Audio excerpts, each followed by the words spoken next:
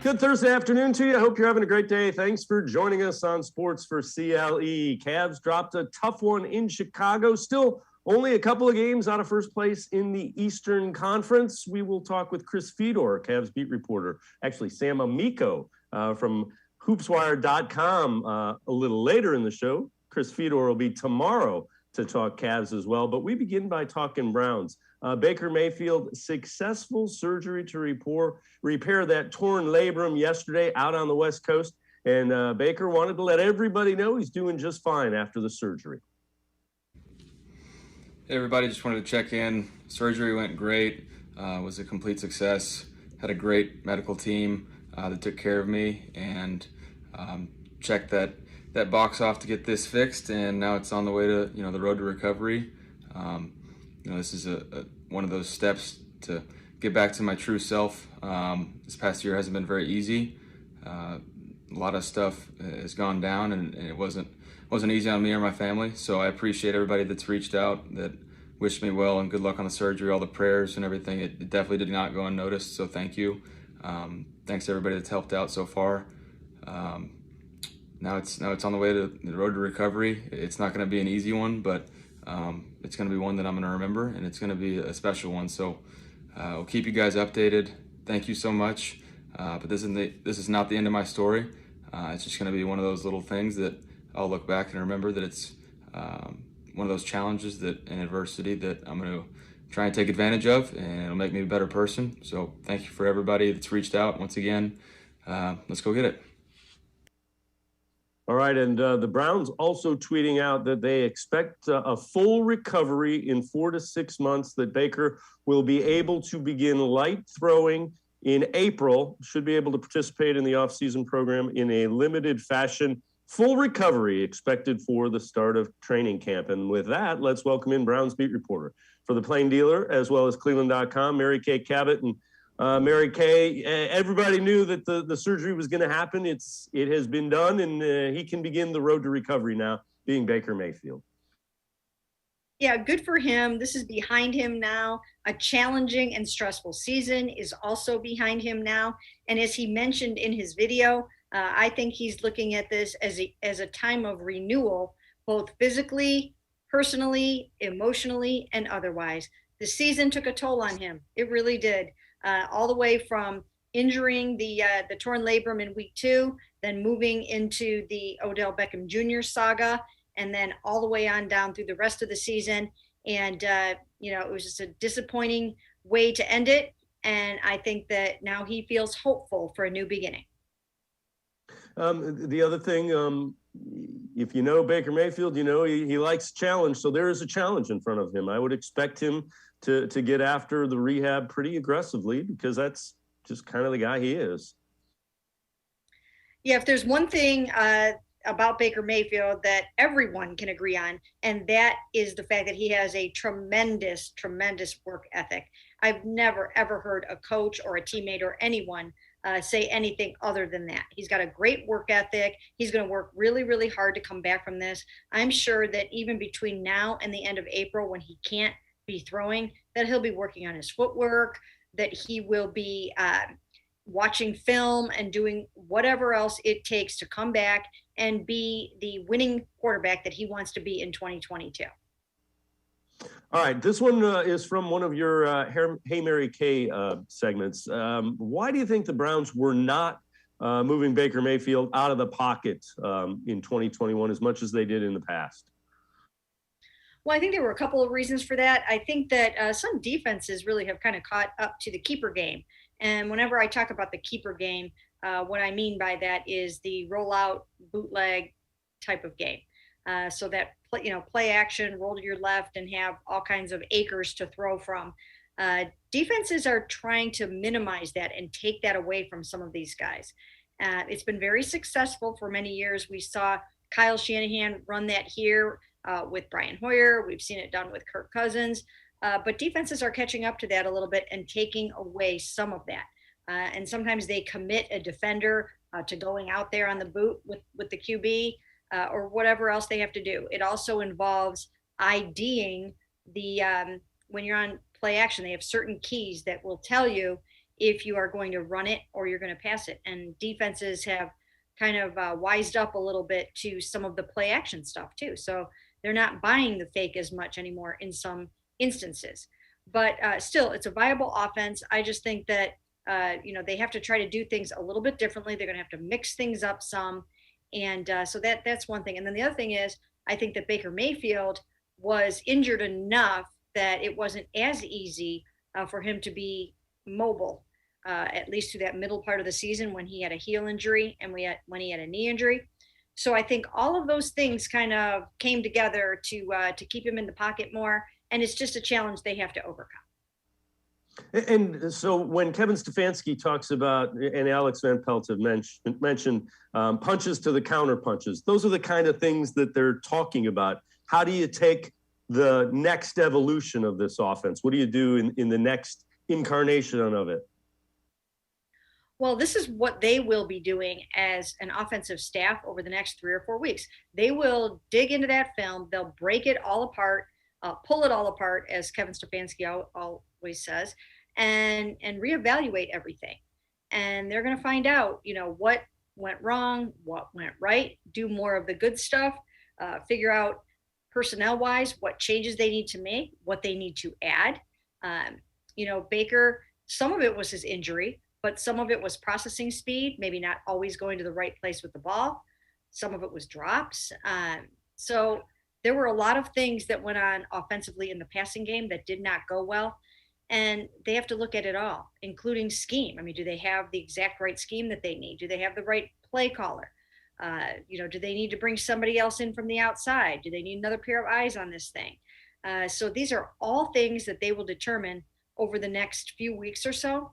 And once they get done with these very extensive meetings and all of this analysis, then they will start trying to find the pieces that will go with whatever they come up with. So, Mary Kay, I know you wrote an article about Malik McDowell, and he had the incident with public exposure and then assault basically for a deputy.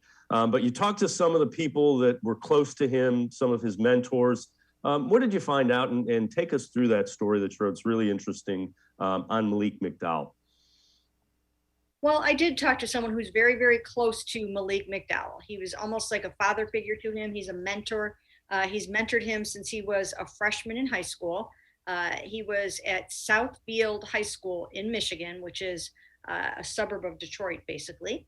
And the person that I talked to, Reggie Wins, was the running backs coach when Malik McDowell was there. But it was pretty evident that Malik McDowell had an opportunity to go on and play some college ball. So he helped him through the recruiting process. And he also owns a company called Rising Stars Recruiting. So he was just very plugged into Malik. He took him to, he would pick him up and take him, to the school for the recruiting visits and take him back home. I mean, he knows him very, very well. He has stayed in close contact with him, and he has talked to him over the last couple of days. And he told me that Malik McDowell told him that he does not remember anything about the arrest and the bizarre circumstances leading up to it, including leaving a hotel room completely naked and laying down in the street like that and wandering into the parking lot near a preschool. And he just has no recollection of those things, or so he told his mentor, Reggie Wins. Now, once again, Reggie thinks the world of Malik, thinks that something must have happened to him, thinks that perhaps, maybe he was drugged or somebody laced something with something. And, he just says, this is not him. This is not who he is, or at least who he has not been in this whole time that he's been with the Browns for the last year. Yeah, it is a scary situation. So hopefully, hopefully things work out for Malik McDowell. Certainly, the legal thing will run its course. The Browns are still gathering information, made the statement that they're aware of it, but would not have further comment until they get all the information. Yeah, I think the good thing about the Cleveland Browns right now, and I do feel strongly about this, I think it's fine that they took a chance on a player who was working really hard on his program and trying to turn his life around. I don't have a problem with that. I believe people can change and that they deserve second chances and sometimes third chances. So I applaud the Browns for trying to reach out a hand and trying to pull someone in who seemed to be doing all the right things. And he did get through the whole entire season. He wasn't perfect by any stretch of the imagination. You don't expect these guys to be perfect when they come in with serious off the field issues. And of course, he had already been on probation for assaulting a police officer and drunken driving and some other things. But three of his four arrests before Monday were alcohol involved. And so I think there was this feeling that perhaps once he, kind of got on the straight and narrow and got that out of the way, that perhaps people would see a different Malik McDowell. So no one really knows exactly what happened on Monday that led up to this bizarre set of events, which of course involved another assault on a police officer. And now he is facing lengthy jail time for that again. And, it's really unfortunate for everybody involved. Hopefully he gets well. The Browns are committed to his wellness right now. And that's the most important thing. They want him to be well. They want him obviously to be a productive member of society, someone that can, function and take care of himself in the world and, not hurt others. And so that's first and foremost on their minds and the minds of everyone connected with Malik.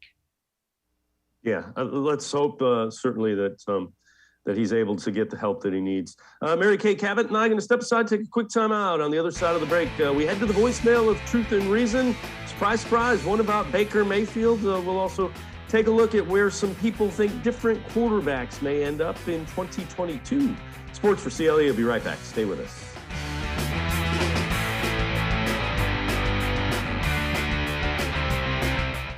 Welcome back. Back to new friends, new classroom, and learning new things. Back to wearing shoes, man, like real shoes. Back to rushing to class. Back to having questions. Lots of questions.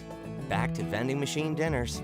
Back to too much caffeine and too late at night, but feeling like it was a night well spent. Back to pursuing your dreams and taking control of your future.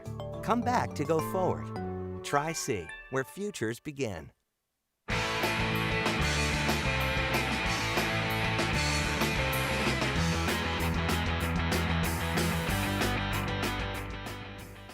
We continue talking Browns here on Sports for CLE on a Thursday afternoon. Time to head to the voicemail of Truth and Reason. This one revolving around Baker Mayfield.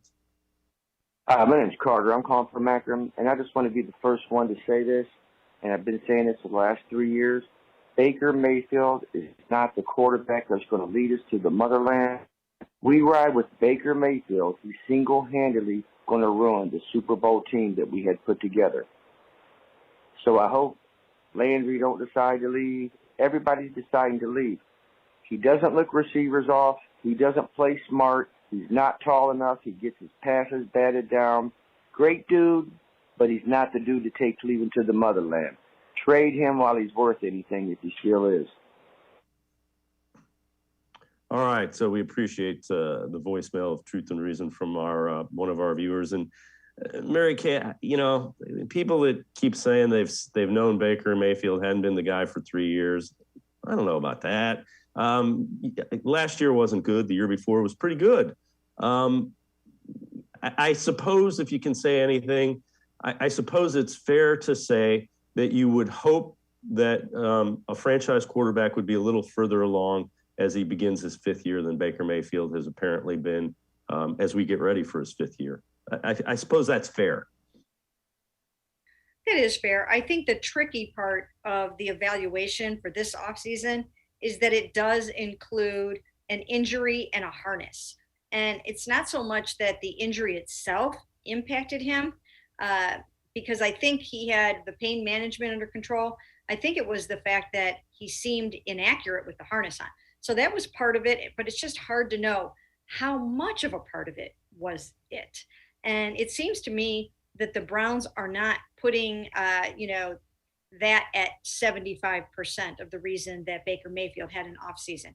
I think that they believe it was a number of things. And I've been writing this for a long time, tackle issues, receiver issues, harness issues, maybe some play calling that really didn't necessarily fit him or the situation. So you put it all together And it was just kind of a recipe for a poor season for Baker Mayfield. And I think they believe that if they fix a lot of those things, and including the surgery that he had, that he will come back a better, stronger player. But I've been saying this for a long time, and I will continue to say it until probably opening day. And that is that I believe that it's incumbent upon Andrew Berry to look around and see if any veteran quarterback, or maybe even a rookie, but more likely a veteran quarterback becomes available that they can acquire, who would be an upgrade over Baker Mayfield. And that, of course, they'd probably have to try to make some kind of a deal.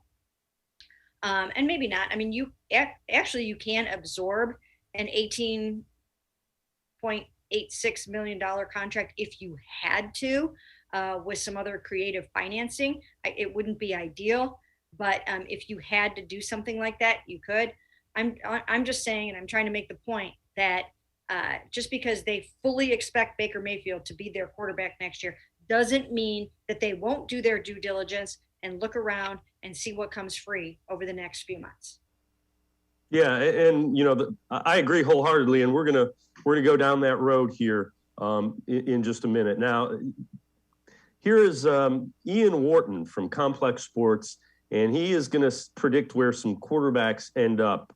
He says that he thinks in 2022, Kirk Cousins will be the Browns quarterback, and what he points to is Cousins' familiarity with the extreme success Stefanski makes him an easy fit there. So he's going to say Kirk Cousins there. He also sees Baker Mayfield then ending up with the Washington football team, basically saying that, guys that are number one picks that have had some success are going to always find opportunities in the NFL.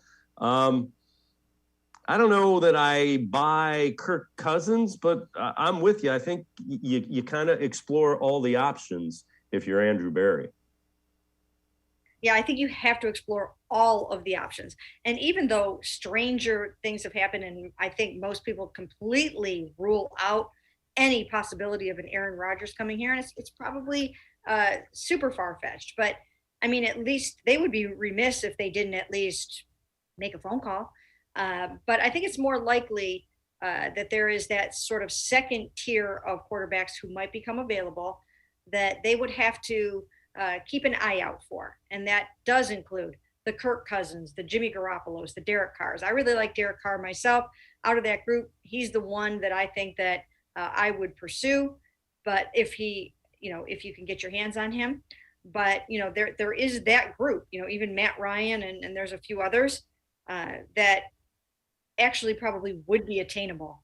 Whereas, Russell Wilson might not be. And Deshaun comes with so much baggage that they probably wouldn't go down that road. And Kirk Cousins is in the possibility group. But Aaron Rodgers, he's going to have a very short list of teams he wants to play for. And as of right now, I don't think the Browns are on it, but who knows? I mean, once again, and anything can happen at this point.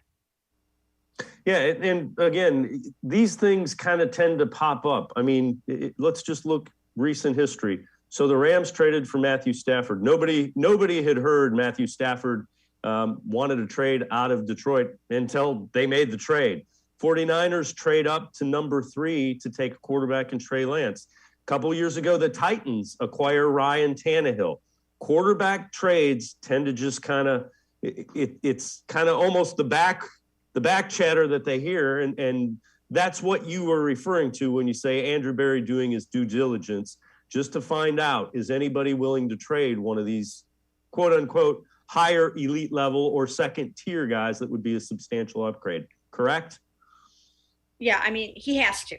He absolutely has to. When your quarterback is coming off of a poor season, is 29-30, was 27th in the NFL in quarterback rating, pretty low down in QBR, very, very low on third down and fourth quarter and other key stats, 0 for 6 in pulling out game-winning drives. These all scream, you must look around. I mean, you just have to. Now, I think the reason why they said they fully expect Baker to be their quarterback is they do expect him to be better. They do expect him to have a better supporting cast and for things to function better with their passing game next year. And And part of that might be because, when they do look out at the quarterback landscape, they see that it's not necessarily a good quarterback draft. And some of those quarterbacks that we're talking about, you don't know if they're going to be available. I mean, the Raiders might decide, whoever their new coach is and whoever their new GM is, that they are going to build this team around Derek Carr. And so therefore he's off the table. Same thing with Kirk Cousins. The Jimmy Garoppolo one is interesting because they do have a high draft pick, but I mean, we've seen other situations where a high draft pick has had to wait his turn. Aaron Rodgers was one of them, of course. He waited for 3 years behind Brett Favre. So, some of these guys might become available. Some of them might not. And then, of course, you do have the $18 million. So if you can't trade Baker Mayfield, and it might be hard to pull off a trade when he's coming off of a surgery, although it's not a major surgery and it's not to his throwing arm. So I think everybody can reasonably expect that he's going to be fine, and that you're not going to have to worry about him from an injury standpoint or not being able to pass a physical. I think a trade can be made, and you can have a contingency plan that it has to be based on him passing a physical, or it can fall apart. But I think that they absolutely have to explore their options, because I mean, that's just what Andrew Berry is made of. He will do that at every single position on the football team. All right. Again, this one, another one from one of your Hey Mary Kays. Do you think the Browns would be interested in signing Mitch Trubisky as a potential backup? Somebody you bring in, not necessarily to challenge Baker Mayfield, but as an upgrade in the event, Baker Mayfield gets hurt and you need him to step in. I mean, it's one option. It's probably not ideal. I mean, if you have a player of that caliber that actually has won some football games, he actually has won as many football games as Baker Mayfield has. His record is, I think, 29-21. Baker's is 29-30. So to think that, he's just some cast off player that, that wouldn't even have any kind of a chance, he's not in that category. Now he's not in the category probably of step in and take the starting job right away necessarily.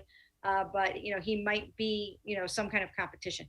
That brings its own set of circumstances with it. If you're trying to rebuild Baker Mayfield's confidence, I don't know if that's necessarily going to be your best option, is to try to think that he's going to be looking over his shoulder at someone like a Mitch Trubisky. So they have to think of their strategy. They have to figure out how they want to handle this, how they want to go about it, how it will work financially, and who they can get if they decide to try to upgrade.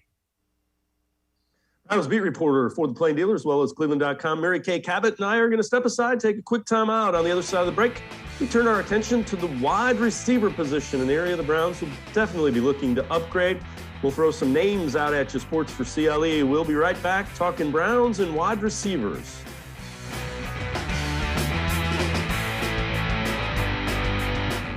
The Ohio Lottery Partners in Education program recognizes role model students and teachers from across Ohio. Nominations can now be done completely online. To nominate a deserving teacher or student, go to ohiolottery.com. In the About section, find Partners in Education. There you will find links to the nomination forms. Students kindergarten through 12th grade can be academic all-stars. Teachers can be honored as a Teacher of the Month. The Ohio Lottery Partners in Education, where stars shine.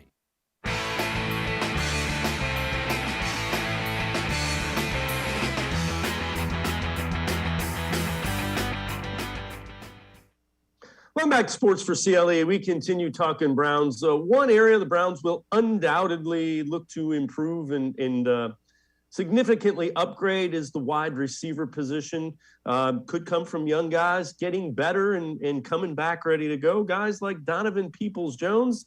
Donovan Peoples-Jones looking forward to 2022. It's a blessing to be out here every day.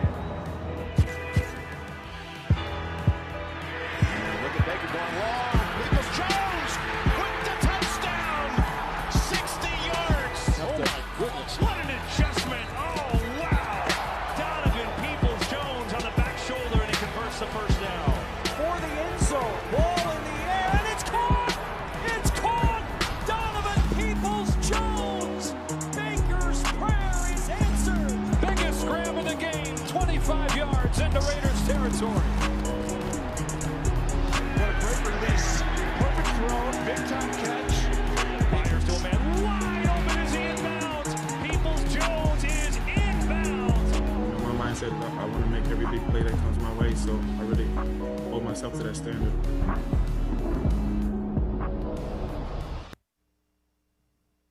Mary Kay Cabot, Donovan Peoples-Jones is an intriguing guy. Remember, the 6th round pick, so he's viewed as a developmental guy. He took some steps forward. I think people got a little carried away because of how good he was in training camp in the preseason and thought, he was ascending a little bit quicker. He still had a pretty good year for a guy that's was a 6th round pick 2 years ago. Yeah, he is a good developmental player, and he has a little ways to go. I think what happened this year is once Odell Beckham Jr. left and Anthony Schwartz really wasn't ready to come in and sort of stretch the defense, Donovan Peoples-Jones was pressed into service as that X receiver, and that's really not his strength. That's not what he's supposed to be doing. He's more of a complementary sort of third type wideout, not supposed to be the guy that's drawing safety over the top and getting double coverage and all that kind of stuff. So he sort of rose to his level of, maybe it was a little bit over his head to try to be put in that role this year. And I think that he will be better once he's back in a role where you can get him, singled up on a defensive back, and, he's just a big, strong guy and he can win those matchups. So he was inconsistent, especially on the deeper balls down at the end of the season, and he needs to come back strong. He needs to make sure that he's in his playbook. He needs to make sure that he's on the jugs machine, do whatever it takes to be a really good, consistent receiver next season. And again, I think he'll be better when they draft or sign or trade for a new number 1 and maybe even find a number 2. Yeah, again, on a really good team, he is a really good number 3 is kind of what you target him as. He's a big body. He's physical. There's a lot of things to like. And I think you're right. I think he was forced into a role that isn't exactly playing to his strengths. All right. Pro Football Focus wide receiver rankings for free agents, projected contracts. Let's take a look at a couple of these. So Allen Robinson, they project 3 years, $16 million average. And again, there's one name. We're going to go through a couple of these. DJ Chark, they project at 3 years, $13.33 million per year average contract. Michael Gallup, 4 years, $13.75 million average.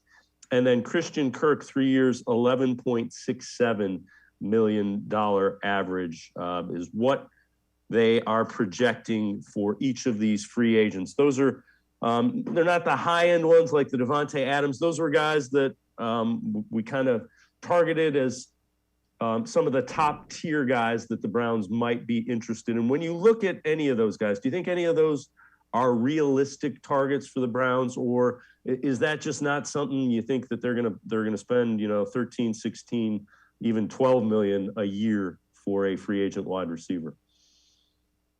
Well, ideally, they don't want to have to do that.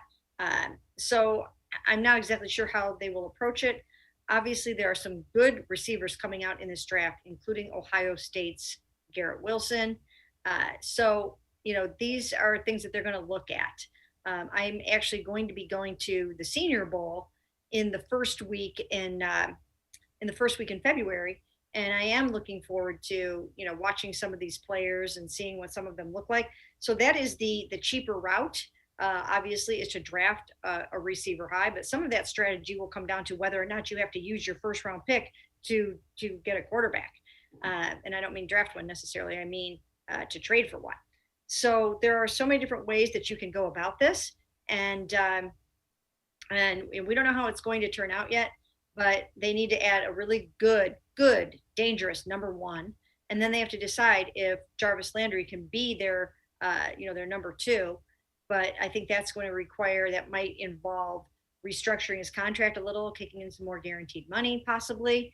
I mean, maybe not. 16.55 isn't the end of the world for a receiver, but maybe a little bit more than they would want to pay next year. So then you can have Donovan as your third, and you hope that Anthony Schwartz comes along and maybe you find someone somewhere else. But ideally, I don't think they really would want to necessarily spend, $15-16 million on a free agent receiver. But I don't want to say they're desperate this year, but with the loss of Odell Beckham Jr., they're in a little bit of a bind at wideout.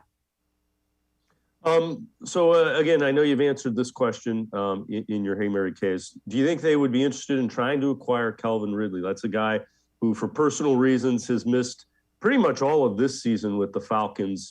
Profiles as a young number one. I think it's a little over $11 million that he's due in salary, but definitely is a legitimate number one, or as close to it as you're going to get with a young guy. Yeah, from a talent standpoint, that's exactly the kind of player that you would be looking for. Somebody that needs a change of scenery, somebody that the amount of money that you would have to pay him next year isn't going to break the bank, because that's his option money, that $119 million, I think it is. So, it's affordable basically, especially if you take that number down with Jarvis Landry a little bit. But the thing with Calvin Ridley is he stepped away from football to work on his mental well-being. And this is something that he stated himself on Twitter, or in a statement. So this is a situation where they would really, really have to do their due diligence and find out what his situation is. And if he is, in a great place, a good enough place to come and get through a season of football and not to have to step away again and go through the rigors and the demands of a season and all the pressure that comes along with that. So it's something that, I think that from a talent standpoint, it would be worth looking into, but especially in the wake of this situation that they just had with Malik McDowell, they have to be careful. You have to be very, very judicious and careful with bringing in players that have known off the field issues, because you can spend a whole lot of time on those and you just have to make sure that it's going to work out for everybody. Mary Kay Cabot, Browns beat reporter for the Plain Dealer, as well as cleveland.com, and I are going to step aside, take one more time out. On the other side of the break, ESPN.com has ranked the NFL coaching hires since 2017. We'll tell you where Kevin Stefanski ranks on that list. Plus, Mary Kay has written 5 things the Browns need to do to get back on the winning track. We'll dive into that. Sports4CLE. We'll be back talking Browns. Stay with us.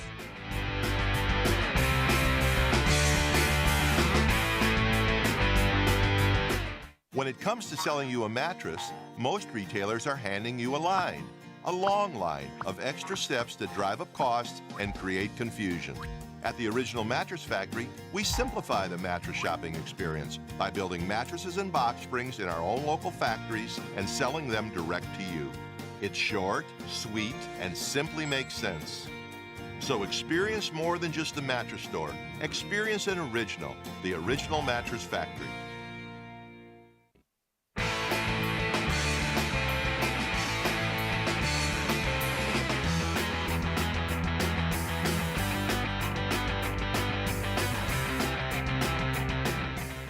We continue talking Browns with Mary Kay Cabot, Browns beat reporter for the Plain Dealer, as well as cleveland.com. So ESPN.com has ranked the best NFL head coaching hire since 2017. Sean McVay, head coach of the Rams, was number 1. Matt LaFleur, Packers, number 2. Sean McDermott of the Bills, number 3. Checking in at number 8, Kevin Stefanski of the Cleveland Browns. You see the record as the head coach, playoffs last season, inherited Baker Mayfield, and you see the team's record prior to those 3 seasons. And Mary Kay, we've talked a lot about how disappointing this season has been 2021. That kind of puts it in perspective. They identified a pretty good head coach who, 8-9 is not great, but it's a far cry from where they were before they got the head coaching and GM situation ironed out. Yeah, it's interesting, is it, to go from NFL coach of the year to being considered the 8th best hire since then. So it just shows you that, it's a what have you done for me lately league. You have to continue to produce. And that is the idea with this football team. It's built for sustained success. And this was a disappointment for everyone. That Kevin Stefanski is going to do everything that he possibly can to come back a better coach next season. He has, of course, tasked his staff with doing the same.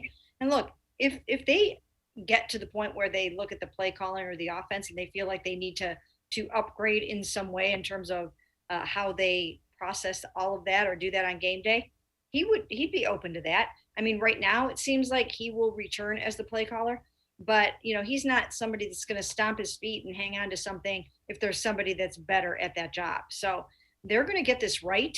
And, I think he's been good for this team so far. This was a challenging year for everybody. I mean, it's hard to win games when you don't, when you've got a kicker that's going to be out there losing games for you.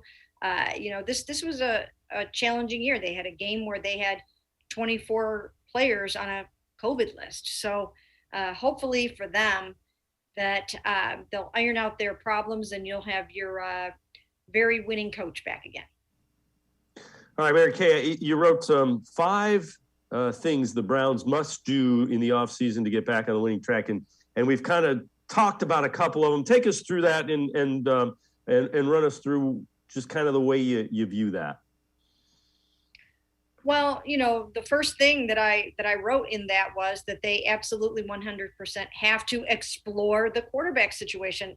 And somebody tweeted right after I put that out there, they're like, oh, people are going to be mad at the first one that she has here. But you know what? I mean, that's just reality. I mean, you have to do that. You have to do that, especially when there will be quarterbacks coming available with so many head coaches being hired. So that was number one. And then I said, that they need to address the receiver room. I mean, absolutely 100%. They need at the minimum 2 new, really good starting caliber receivers. I think Rashard Higgins is going to be gone. Jarvis may or may not be back. They talk about him in glowing terms. I think they really like him. So you can't rule it out, but the money is a little bit of a factor there. So they need to address all of that. And then moving on to the tackle situation. I think it's kind of flown under the radar a little bit that they don't know for sure if Jack Conklin's going to be back at the start of the season. That's a tough injury. It can take 6 months to a year to come back from. And so that's something they're going to have to look at there. And then Jed Wills didn't have the kind of season anybody hoped for at left tackle. So they have to evaluate that and see what they want to do there. So those are the first 3, if you wanted to stop there for a second. Yeah. And I think the tackle one definitely went under the radar. Keep in mind, Chris Hubbard, who would have been their 3rd tackle, injured and out for the year after the first game. And so immediately, when you have those guys shuffling in and out on the tackle spot, now you're down to your 4th and your 5th in some instances. Yes, absolutely. And that is not where you want to be. So they've got to get some depth there. They have to hope that James Hudson comes up to speed. They have to do whatever it takes to get Jed Wills back to playing, some winning left tackle ball. He was ranked, I think, 56th, according to Pro Football Focus. Now, I don't think the Browns embrace that ranking necessarily. I think they believe that there are some rankings that PFF nails and others that maybe are a little bit off. And I think the linemen are one where sometimes they probably have a little bit of a disagreement with them on that. But nevertheless, I think everyone can agree that Jed will need to step up his game a little bit. And fortunately for them, Wyatt Teller offered to help with that. So good for them on that. And then the other things are, they need to address that 2nd and 3rd defensive end spots. They've got to try to get Jadeveon Clowney back if they can at the right price. And they need a replacement for Takk McKinley, who is coming off of Achilles surgery and may or may not be back. And if he's back, it probably wouldn't be at the start of the season. And then the other one was extend Denzel Ward. And I would expect that to happen. He had a really good year. For the most part, stayed healthy, one of the things that you wanted to see. And he really ascended, I believe, into one of that elite cornerback status in the NFL. He really did. He had a lockdown corner kind of a year. He started off a little bit slowly, But then he really picked it up and he played what I thought was the best ball that I have seen him play in a Browns uniform. Now, if I had to do this list all over again, extending Denzel Ward is something that I think is vitally important. But I think I might have put special teams in there, new kicker, some new returners. I debated doing that, but because Denzel Ward, he's a big name and he's such a key part of the football team, I put that in there instead. But, I'm working on a story today about how they were 30th in special teams, according to Rick Goslin, the former Dallas Morning News beat writer. His annual rankings came out, and they are 30th in special teams. That's not going to cut it. Yeah, and their field goal percentage wasn't good, and their field goal percentage against was really good. So I'm with you. I agree wholeheartedly. The special teams need to be substantially better. Mary Kay Cabot, Browns beat reporter for the Plain Dealer as well as cleveland.com. Mary Kay, as always, thanks so much for the time and the insight. Appreciate it. My pleasure. All right, Mary Kay Cabot, make sure you read her pages of the Plain Dealer as well as cleveland.com. We're going to step aside, take a quick time out.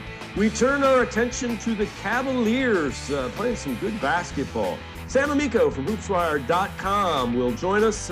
Take a look at a tweet from Darius Garland. Cavs starting to believe just how good they are. Sports for CLE. We'll be right back. Stay with us.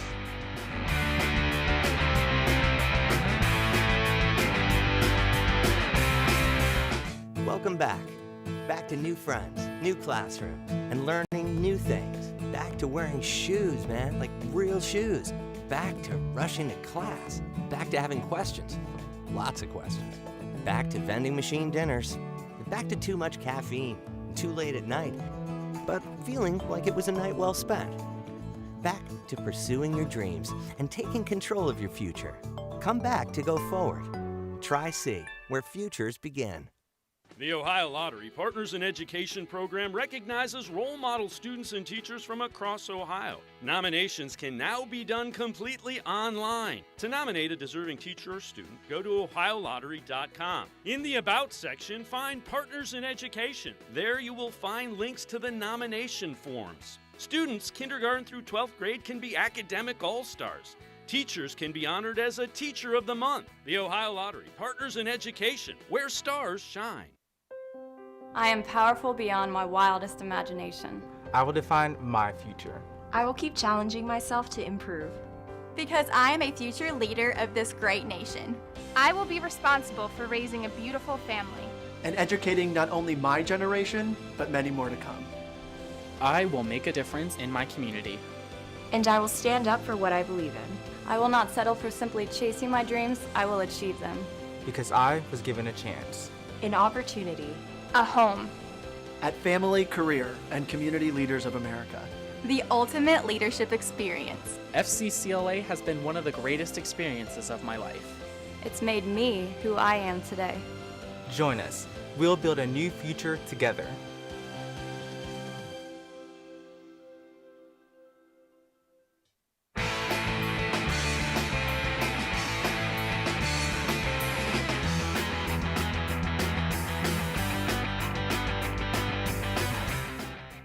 Welcome back to Sports for CLE. We shift our attention now to the Cavaliers. Tough loss in Chicago against the Bulls last night. Cavs were in it down till the end.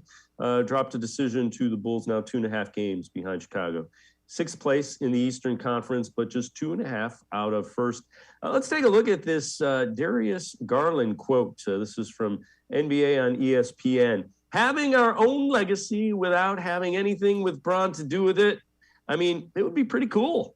Let's welcome in Sam Amico. Sam, as we've kind of watched the Cavs, for lack of a better term, shock the rest of the NBA, it's been fun to just kind of see how their belief in themselves is kind of growing. And you kind of get the sense they're looking at it going, yeah, we're pretty good. We can do this. And not in a bad way. I mean that in a really good way.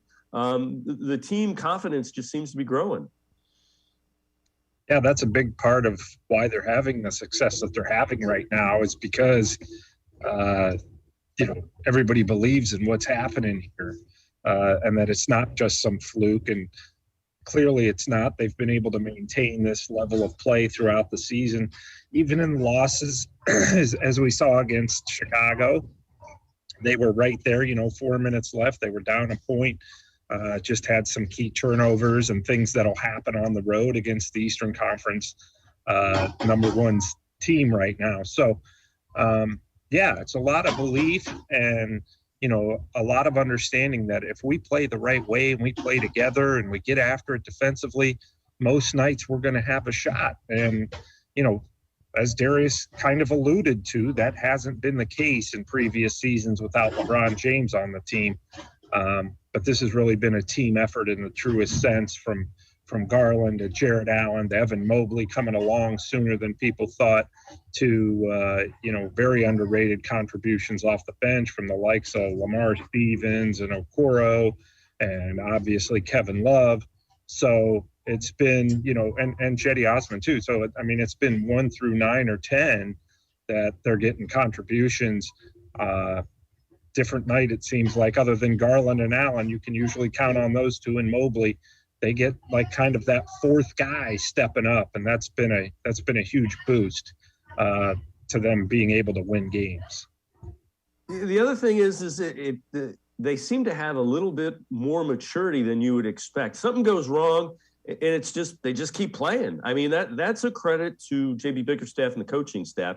They got a lot of young guys that they're not bothered by things, which is, that's great. Yeah, it's a lot of belief instituted by the coaching staff and the culture created by President of Basketball Operations Kobe Altman this season.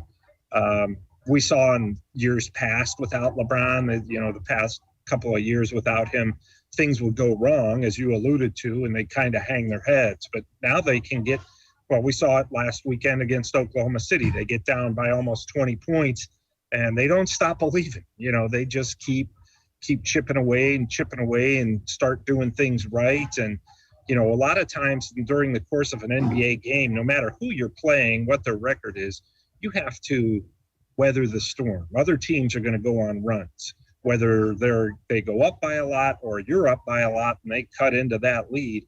You've got to be able to have the emotional or the mentality to be able to weather those storms during the course of a game. And in years past, without LeBron James on the team, just haven't been able to do that. This year, like you said, huge credit to the coaching staff.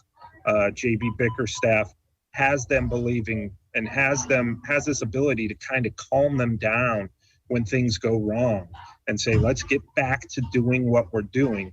And being such a young team, it is a little bit surprising that they listen and they are able to do it. So I just think it's been great to see, because really you don't expect this type of professionalism or confidence from a team that features so many young guys.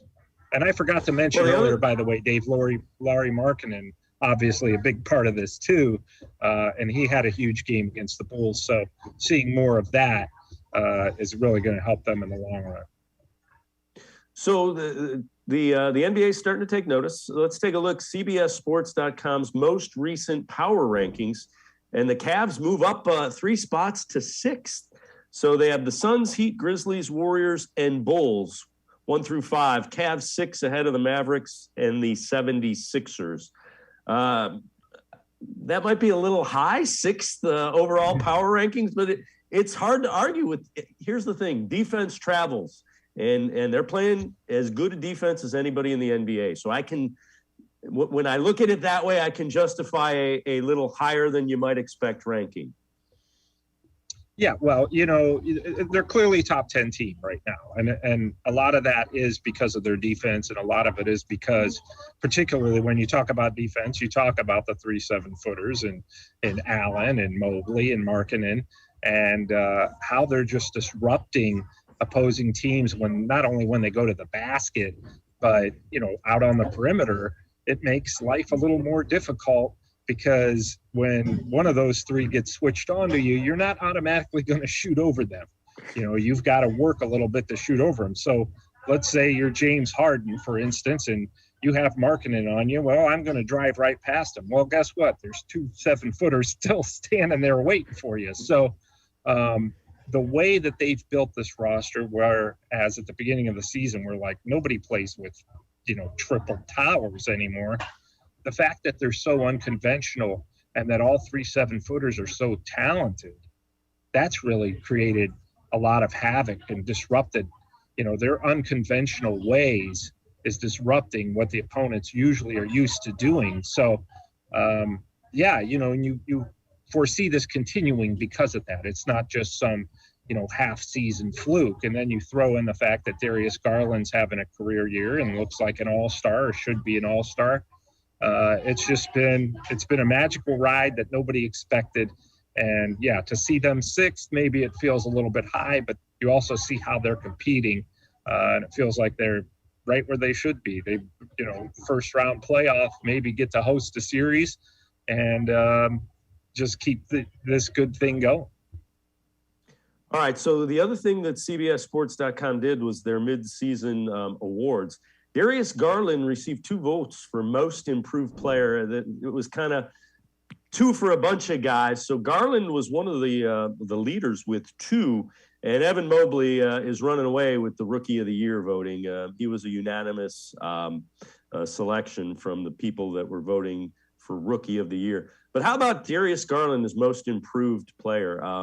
It's hard to argue. Boy, he looks really good in it. And let's remember, this is a young guy still who played 5 college games and has played about now, 120, 130 NBA games? Yeah, he's really – a lot of people predicted this too. We heard this starting last season from opposing players. The fact that he was selected to the Team USA Select team over the summer, I think that helped him.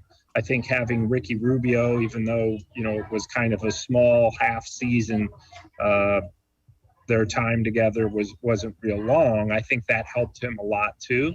And I think just the natural progression of things, being able to stay healthy, has really benefited him as well. So he's really learned, I think his first few years, and again, he wasn't on the court much or enough. And then, as you mentioned, he only played a handful of college games. So I think he really this year has learned how to play and be a prototypical point guard in the NBA, and that's, he can score, but he's also a very good distributor. He's really added that to his game. He was a pretty good distributor before. We saw signs of that. But this year, he's really taken it over the top. He's been able to the fact that he's so unselfish has actually benefited him in terms of his scoring and able to open things up for other guys. So it's been great to see just kind of this guy rise, not only from last season to this season, but game to game this year. Sam Amico from hoopswire.com and I are going to step aside, take a quick time out. On the other side of the break, we head to the voicemail of Truth and Reason. Some viewers want to talk trade. We will talk trade with Sam Amico. Sports4CLE will be right back. Stay with us.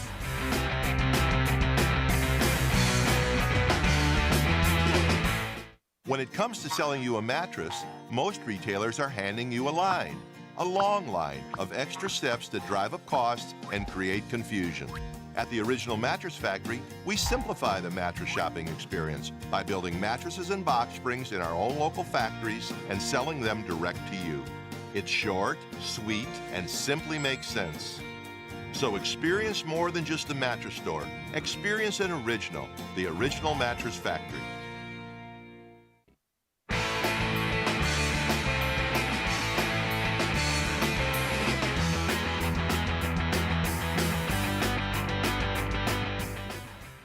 Welcome back to Sports4CLE. We continue talking Cavs. We're going to head to the voicemail of Truth and Reason. This was regarding the Ben Simmons trade that NBAanalysis.net had.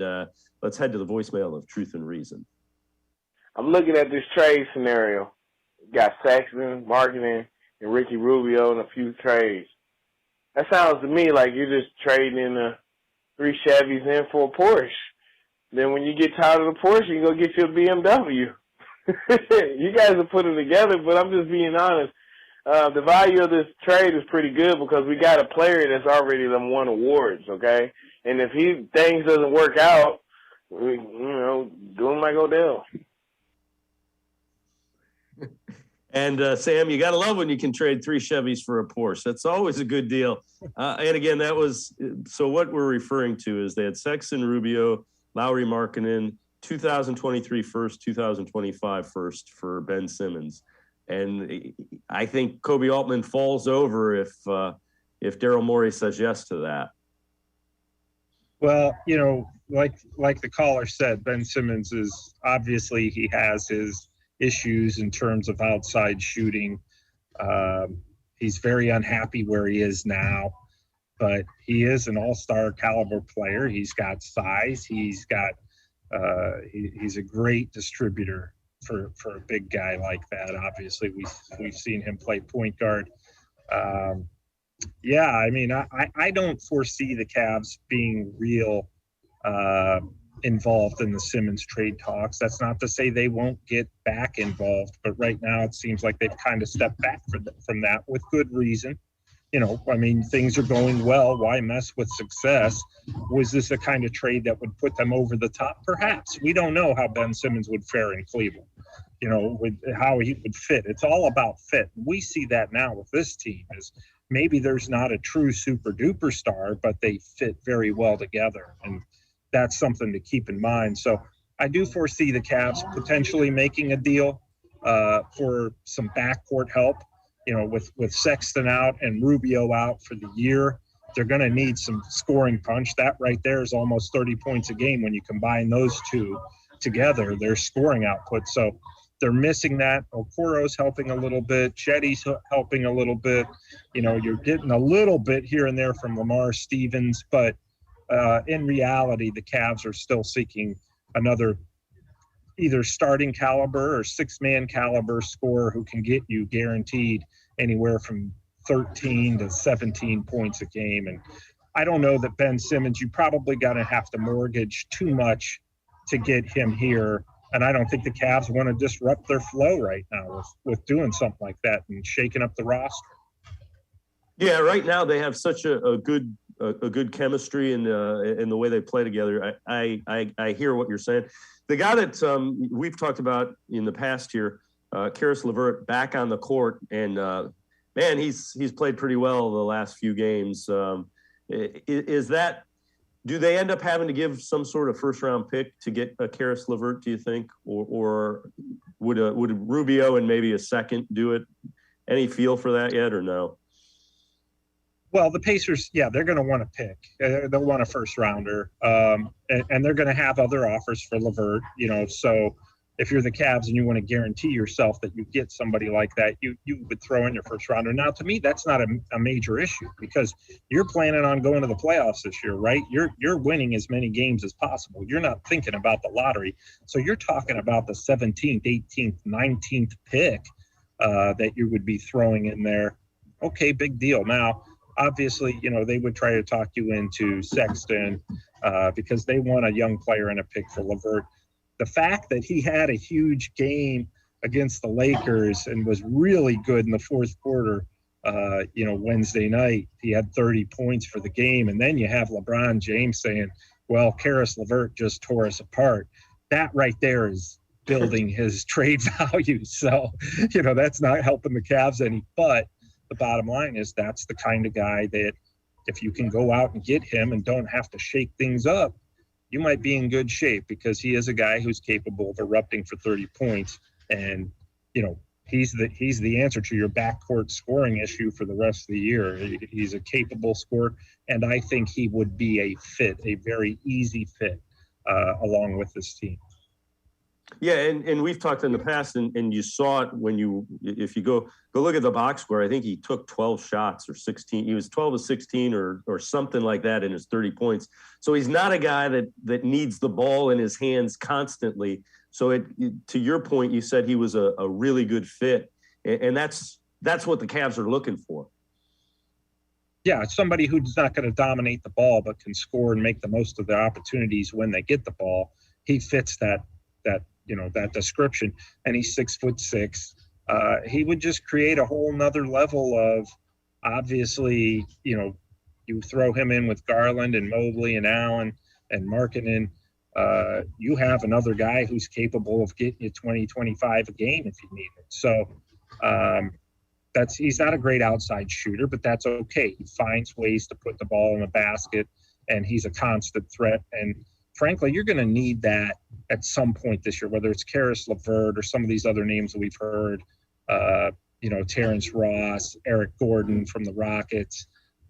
We've heard a little bit of Buddy Hield from the Kings. Those are the kind of guys eventually you're going to need somebody. Now, maybe you don't need any of them, but you kind of need somebody like them just simply to take the load off Darius Garland. At some point, it's going to get too much for him, especially when the games start meaning more and you're fighting for playoff seeding and positioning, or you're in the playoffs.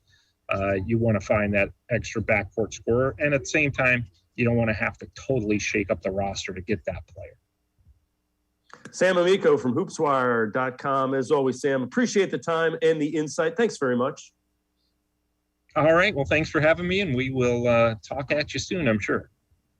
Yep, appreciate it. Sam Amico from hoopswire.com. Make sure you read him on hoopswire.com. That's going to do it for this edition of Sports for CLE. We will see you back here tomorrow at 4 o'clock. Scheduled guest Mac Robinson from 92.3 The Fan, Chris Fedor, Cavs beat reporter for the Plain Dealer and cleveland.com. That is tomorrow, 4 o'clock on Sports for CLE. We'll see you then. Have a great night, everybody.